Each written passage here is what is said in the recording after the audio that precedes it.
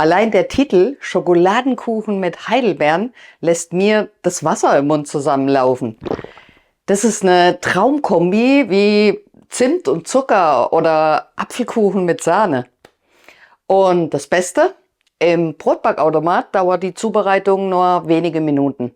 Es ist kinderleicht herzustellen und du sparst jetzt nicht nur Strom im Vergleich zum Backofen, sondern bei 30 Grad plus in der Sommerhitze kannst du auf die zusätzliche Ofenhitze gut verzichten und ganz cool Kuchen backen.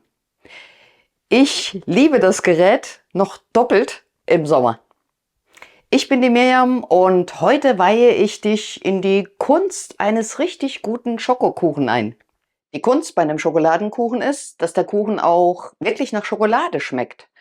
Und trocken sollte er auch auf keinen Fall sein. Deshalb reicht Kakao als Zutat einfach nicht aus. In meinen Schokoladenkuchen kommt deshalb jetzt noch Zartbitterkuvertüre. Das macht den Kuchen nicht nur doppelt schokoladig, sondern auch unglaublich saftig.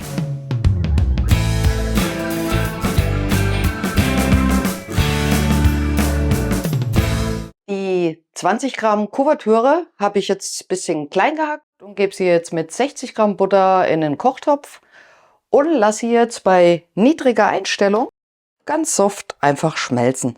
Also wichtig ist, dass du es auf kleiner Stufe erhitzt und nicht volle Pulle hier gibst, sonst verbrennt dir natürlich die Schokolade. Das einfach mal kurz ein bisschen umrühren. So, während das Ganze hier langsam schmilzt, wiege ich die anderen Zutaten alle einfach in eine Schüssel. Hier habe ich 2 Esslöffel Kakaopulver sowie 50 Gramm Rohrzucker. Dann habe ich 1 Teelöffel Orangenschalenabrieb. Das ist einfach noch ein schönes Aroma, was sehr gut zu der Schokolade und den Heidelbeeren passt. Und bei den Mehlen setze ich jetzt auf eine Mischung. Und zwar habe ich hier 30 Gramm Dinkelmehl der Type 630 und das ist Einkornmehl und zwar 80 Gramm. So wird es einfach ein besonderer, geschmackvoller Rührkuchen. Das Ganze mische ich jetzt einfach mal durch und fast noch vergessen, das Backpulver muss auch noch mit rein, 5 Gramm. Und jetzt ist diese Schokolade mit der Butter schön geschmolzen, die ist jetzt nicht mehr heiß, die schütte ich jetzt einfach hier so dazu. Dann kommen noch 80 Milliliter Milch dazu. Das kannst du jetzt auch einfach mal locker schon mal vormischen und verrühren. Und jetzt fehlt nur noch eins, nämlich ein Ei und ein Eigelb. Ein Ei.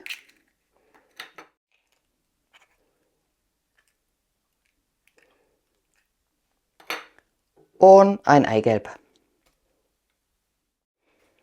Das war's, mehr ist es gar nicht. Das einfach jetzt noch verrühren. Und die Masse kommt jetzt in die Backform. Bei der Backform Knethaken entfernen. Und die Masse schüttest du jetzt einfach in die Backform ohne Knethaken.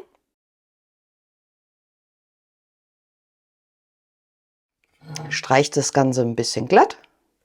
Und dann brauchst du jetzt noch 100 Gramm, das sind gewaschene Heidelbeeren oder je nach Region werden die kleinen blauen Beeren hier auch Blaubeeren genannt. Die kannst du mittlerweile das ganze Jahr über kaufen. Heimische Heidelbeeren, die gibt es zwischen Juni und September und die werden jetzt einfach ganz locker über den Teig hier gestreut. Die sinken beim Backen auch jetzt noch ein bisschen ein. Kannst du aber auch ein bisschen andrücken. So. Das Rezept funktioniert übrigens auch mit Tiefkühlfrüchten. Dann gibst du die Beeren auch einfach unter den Teig.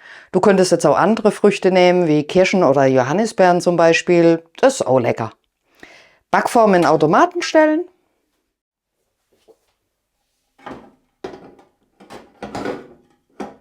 So, Deckel schließen.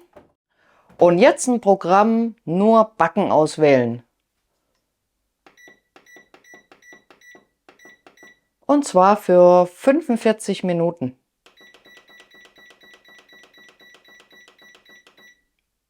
Und Start drücken.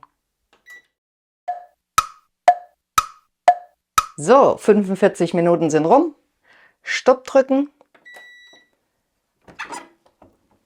Backform aus dem Automaten holen und den Kuchen auf ein Kuchengitter stürzen.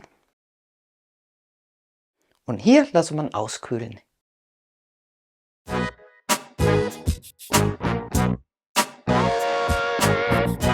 Klar könntest du für die Optik jetzt den Kuchen mit Puderzucker bestäuben oder mit noch einer Schokoladenglasur überziehen, wenn du es besonders schokoladig magst.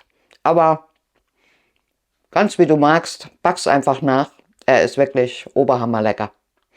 Bis dahin, ciao, tschüss.